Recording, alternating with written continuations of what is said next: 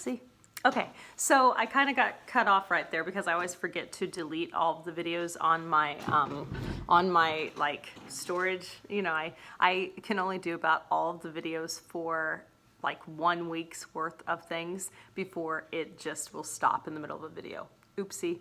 But it kept that video, so so sorry for the weird, just no actual ending there.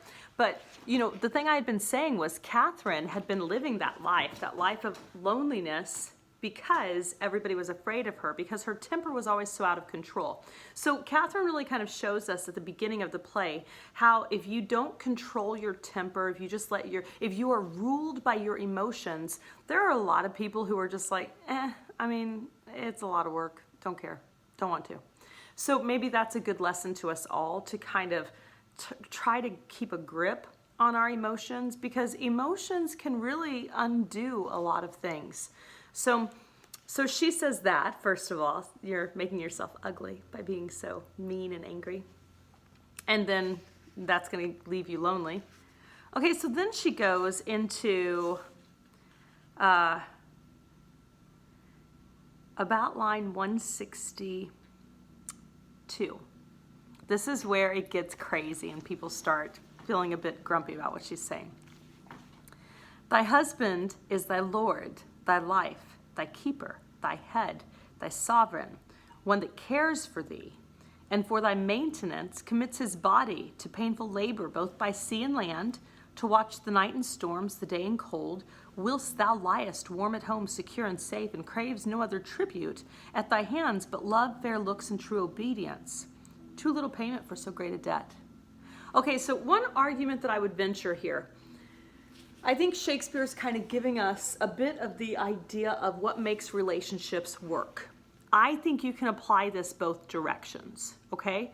So I want you for a second just to entertain the idea. There are plenty of people out there that say this speech of Catherine's is anti-feminism, it's chauvinism, it's misogyny, this is terrible. She's like, you know, obeying him, terrible. I would say Shakespeare is saying, again, social norms. He's pointing out a lot of errors in social norms. I think he's saying that in a relationship, if you want the relationship to work, if you want it to be successful, then you, the individual, have to set that person up. You have to make them a priority. For you, that person has to be like your Lord. You would do things for that person. Your life, you would take care of that person. Your keeper. This is, you know, think of, you know, a boss. Like you show up because you need to be paid and, you know, you need a livelihood, that type of thing. Your keeper. Your head, the person who's in front of you always and kind of leads. Your sovereign. A sovereign, think of like a king or a queen. Somebody who's on a pedestal, and you will help them maintain supremacy in some way. One that cares for thee, and for thy maintenance commits his body to painful labor. You can definitely apply that both ways. So like if a man is thinking of the woman that he's with, and he thinks of her as the lady of his life thinks of her as the keeper. Like, you know, think of her as a boss lady. Oh, I've got to do the projects, keep the little woman happy.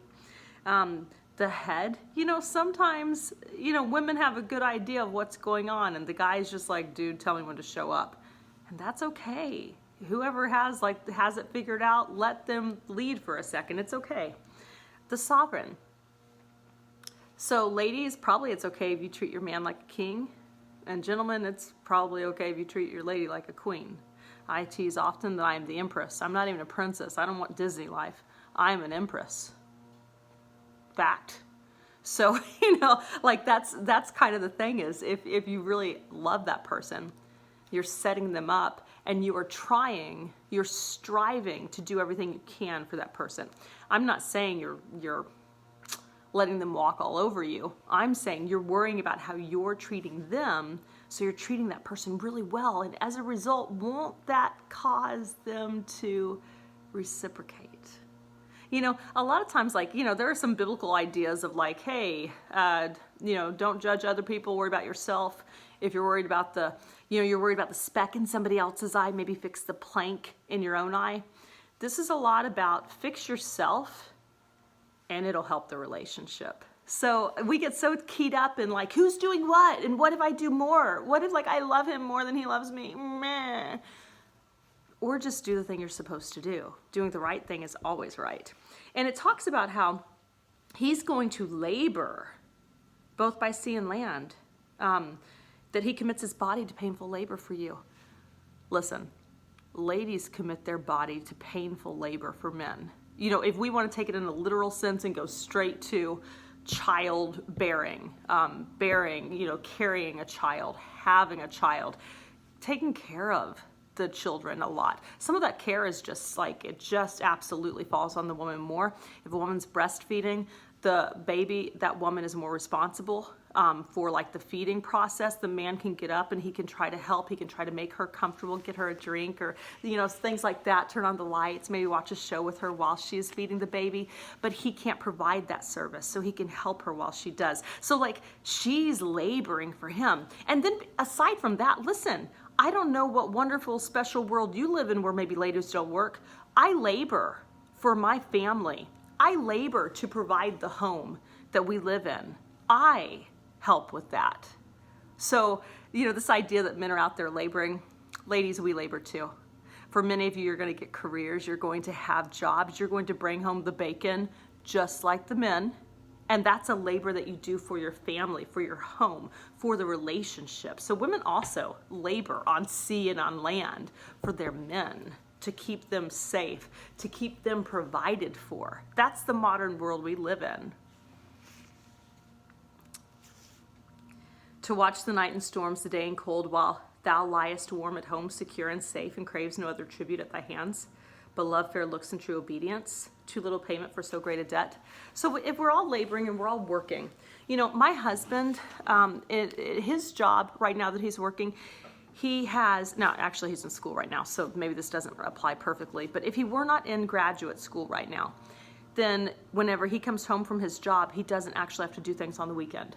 I, in contrast, do. My weekends are consumed with my job. From August until May, I don't have nights and weekends like other people. I labor for my job.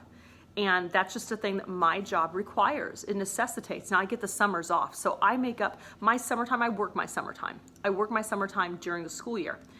But that's a labor that I am taking part in on nights and weekends. Maybe he can sit and watch a show. I can't, because I have to continue the labor. So I think it's really awesome if you apply this and you recognize that yes, she is applying it right now in this time period. But if you apply this to a relationship in general and you're doing these things, your relationship's going to be solid. And I think since Shakespeare has been kind of approaching social norms the entire time, he's been messing with our ideas of what people owe one another. Who knows? Could he see the future? No, he's not a prophet.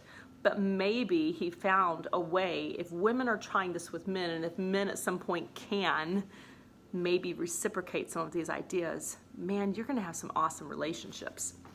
She goes on to say, such duty as the subject owes the prince, even such a woman oweth to her husband. So think of your spouse, of your partner as royalty, and you want to treat them like royalty. Heck yeah, that's awesome. That's good advice. When she is forward, peevish, sullen, sour, and not obedient to his honest will, what is she but a foul, contending rebel and graceless traitor to her loving lord? I'm ashamed that women are so simple to offer war where they should kneel for peace, or seek for rule, supremacy, and sway when they are bound to serve, love, and obey. So, it's really interesting. Why are you trying to get something by war? Why do we ever try to get our way with anger? Does that do anything? How about we treat each other with respect and with dignity? You treat the person like they're, royalty in some way. You sit down. You wouldn't go to your king and be like, I demand blah, blah, blah.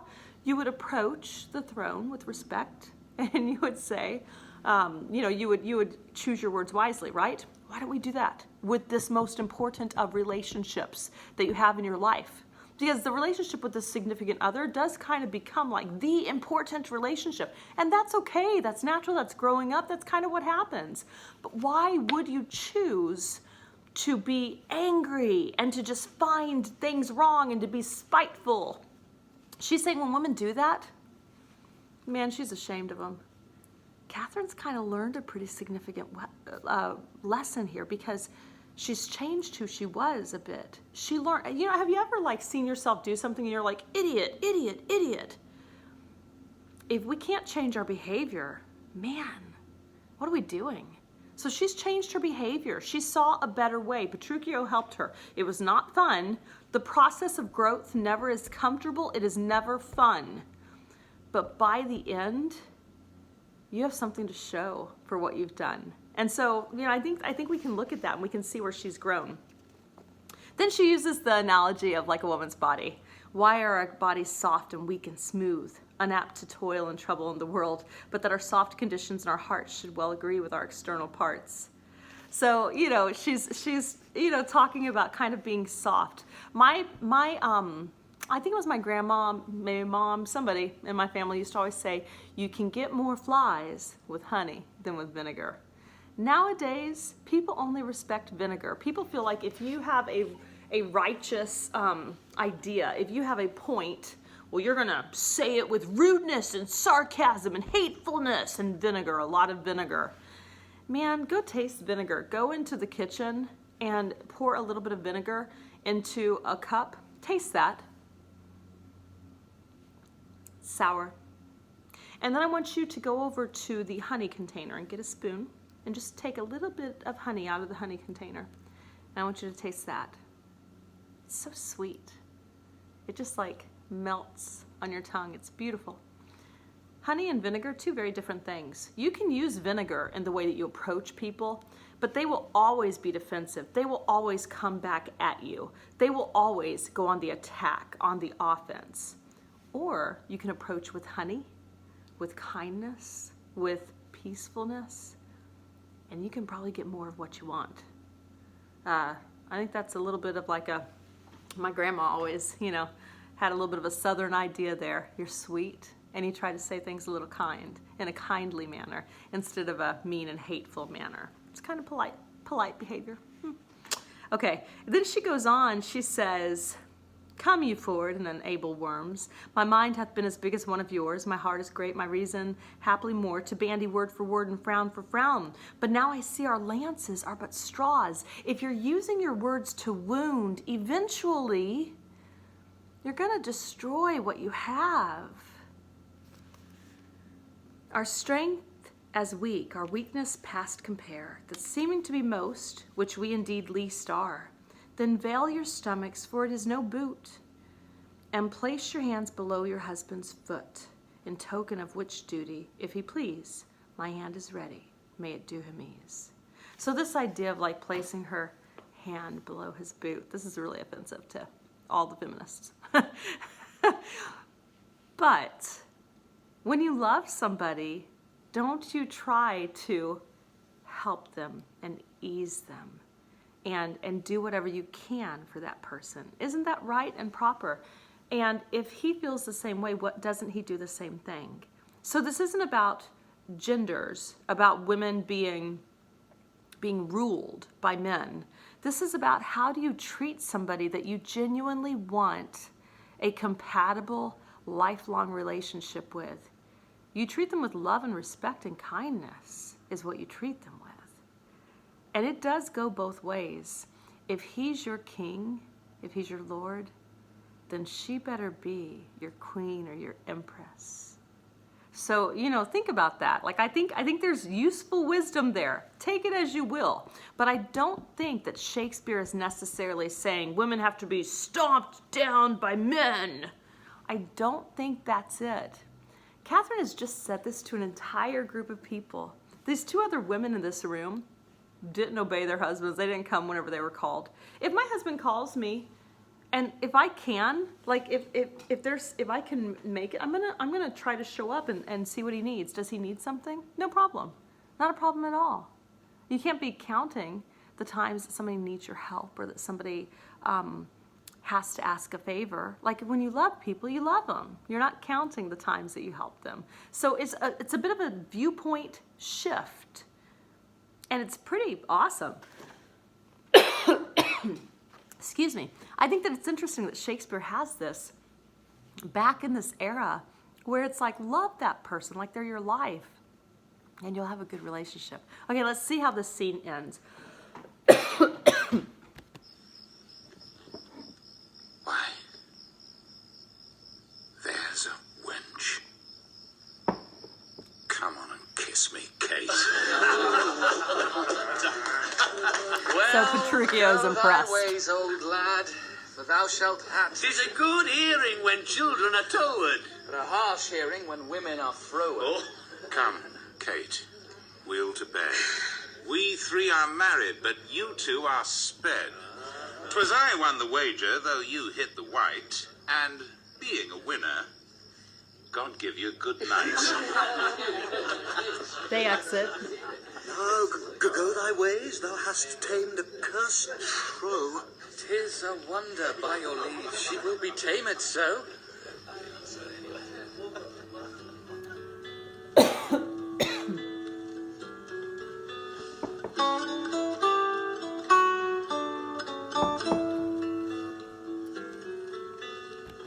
Okay, so we get to the end of the scene. First of all, Petruchio, man, if he had given her the script, he couldn't have asked for a better response. Like, she legitimately, she caught it. Like, she has gotten it. So she really, like, she knew exactly what to say. That's awesome. You have to love it whenever like the relationship gets to that sweet spot where these two people just really get each other. That's so cool. So awesome. And so everybody else is like, oh my gosh, this is insane. Is this Catherine? You know. And Lucentio says it's harsh hearing when women are forward. And Petruchio says, come on, Kate, let's go to bed. So, you know, you have this idea that in all this time, whenever the last week that they've spent together, there's been a lot of fussing and fighting and trying to find a way forward together successfully. Petruchio and Catherine have gotten there, and they are now ready for this marriage. They're ready to go. So that's kind of cool. As they're leaving, he says, you know, come, Kate, we'll to bed. And then he says, we three are married, but you two are sped. So Lucentio and Hortensio have both married women that seemed nice while they were dating, but were they just wearing a mask of some kind?